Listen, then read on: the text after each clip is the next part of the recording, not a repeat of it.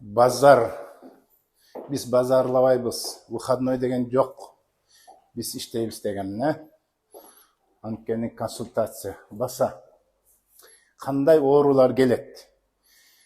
Мисалы, кызыктуу окуя. Бир энени алып келишти балдары.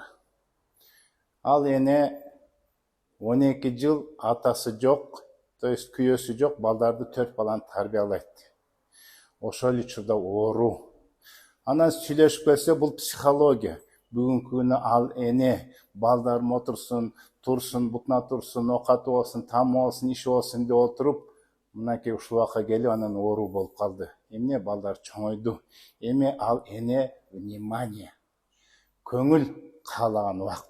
Күйөөгө тийип кызы жакшы карабай кетти, тиги минтпей кетти, тиги аялына эле карай берет, бул минтет, тигинтет деп отуруп, энеси дагы деле бүгүнкү күнү спасатель болуп жүрөт экен да. Мындайча айтканда, балам дагы деле муну кыл, тияка тур, бияка тур.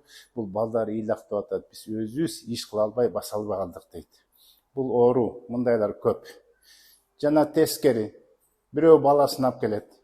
Балам укпай калды, эмне болду? Эч укпайт. Мурункудай эмес, көңүлү жок, маны карабайт. Бул кандай? Ал бала, мен сурадым. Балаңыз абдан послушный, жакшы бала беле? Ооба.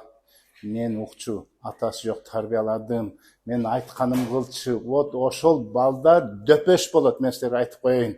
Энени угуп жүргөн, айтканын кылып жүргөн, баскан турганына бүттүгүнү балам муну кыл, тигини кылып жүргөн, энесин уккан бала кийин катынына ээрчип кетет. Аял кишинин айтканына көнүп калган. Анын спасатели кругу, анын жөлөнгөнү аял киши айтканы туура, ошону угам деп тур, инстинкт болуп тур, кийин ошо аялын ээрчип кетти деп какшап аткан.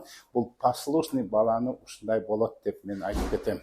Ошон үчүн мен балам кичинекейинде мен угат, мен айтканым кылат деп энелер мактана бербегиле. Баланын өзүнүн эгосу, мен кылам, андай болбойт, меники мындай болуш керек эле деген кычыланган, өзүнүкүн бербеген бала күчтүү болот.